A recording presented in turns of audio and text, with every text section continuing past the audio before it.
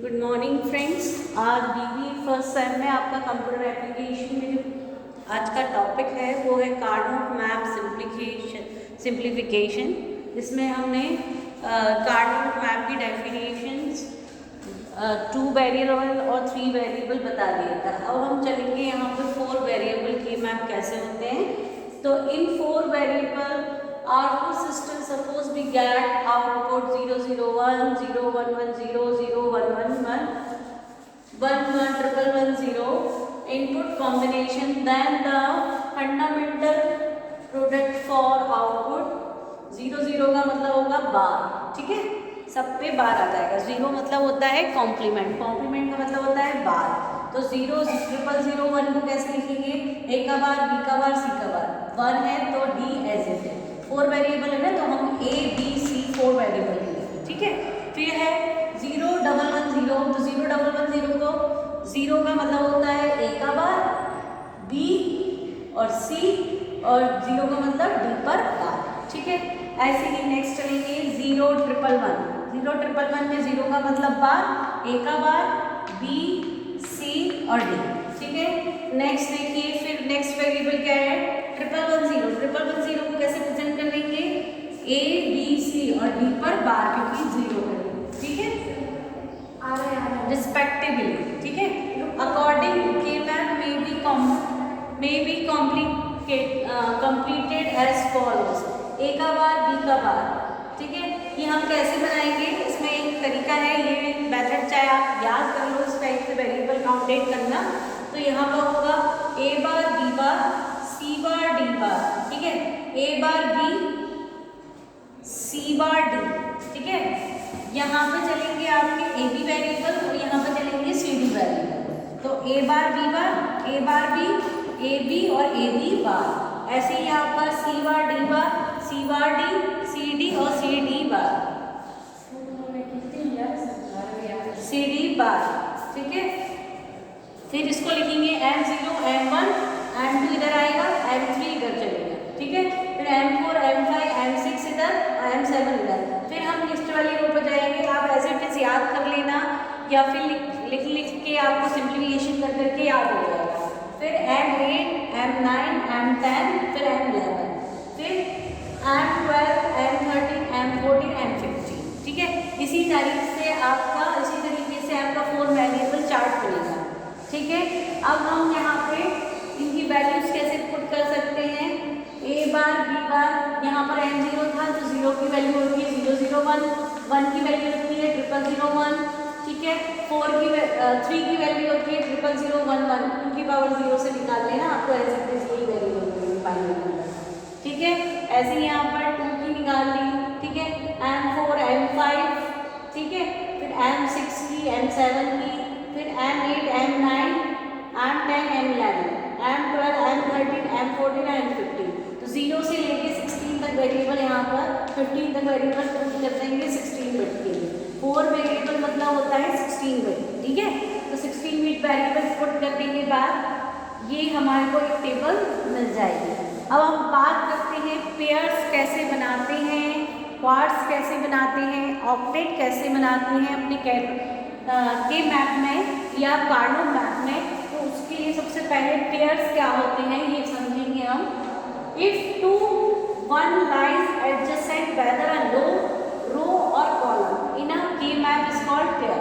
अगर कोई one variable हमको या तो रो में मिल रहा है या कॉलम में मिल रहा है तो वो हमारा पेयर बन जाता है। एक साथ होना चाहिए, चाहे वो रो में हो तो एक साथ हो और कॉलम में हो तो एक साथ हो, तो वो कहलाती है हमारे पेयर्स वेरिएबल, ठीक है। अब कैसे हम एक सिंप्लीफिकेशन कर रहे हैं एक एग्जाम्पल के थ्रू। तो हमने यहाँ पे एग्जाम्पल ले लिया y = ABCD प्लस ABCD बार, ठीक है। तो y = हम सबसे पहले क्या करेंगे, सेम अपना मेथड से ये टेबल पुट कर लेंगे। A bar, B bar, A bar, B, A B और ए बी बार। ऐसे यहाँ पे C bar, D bar, C bar, D, C D और सी डी बार। अब देखिए पहला क्या है, ए बी सी डी। देखो ए बी सी डी कहाँ लिखा है? ए बी ये है, सी डी ये है, तो यहाँ पे 1 पुट हो जाएगा, ठीक है। फिर क्या है? A B C D bar. A B ये है, सी डी बार ये है, ठीक है। ये 1 1 पुट कर दिया, बाकी जगह पे आप क्या कर लेंगे, जीरोस पुट कर देंगे, ठीक है। जीरोस पुट करने के बाद आपका ये पेयर बन गया। पेयर बनने के बाद आप इसको सिंप्लीफिकेशन भी करेंगे, तो आपने क्या किया, A B C D plus A B C D bar लेंगे, ठीक है। फिर इसका क्या किया, ए बी सी तीनों में कॉमन, दोनों में कॉमन आ रहा है, तो ए बी सी को बाहर कर दिया। डी प्लस डी बार का मतलब होता है 1, इसकी वैल्यू होती है 1, क्योंकि डी का मतलब 1 प्लस 0, ठीक है, इक्वल टू 1। सेम यही मेथड इसमें लगा है, इसकी वैल्यू होगी 1, तो आंसर क्या आ गया, y equals to A B C. तो ये हमारा मेथड था पेयरिंग का, कि हम कैसे पेयर को अपनी टेबल के अंदर या मैप के अंदर सॉल्व करते हैं और उसको कैसे सिंप्लीफाई करते हैं उसके वेरिएबल्स को। तो ये हमारा था पेयरिंग करना। अगर हम इसमें चाहें कि एक पेयरिंग का वेरिएबल एक अलग मेथड से, एक मतलब एक और एग्जांपल ले सकते हैं। जैसे हमने लिया A bar B bar C D, A bar B C D, ठीक है, A bar B bar C D plus A B C D bar, A B A bar B C D, ठीक है। ये आपका एक इसको भी हम इसी सिंप्लीफिकेशन मेथड से सॉल्व करेंगे। तो सबसे पहले हम क्या करेंगे, ये सेम हम ये वाला मैप के वेरिएबल्स पुट कर लिया हमने, ए बार बी बार और ये ए बार बी, ए बी और A B bar, C bar C D bar, C bar D और सी डी और सी डी बार, ठीक है। अब हमारे पास क्या है, A bar B bar, A bar B बार कहाँ दिख रहा है, ये।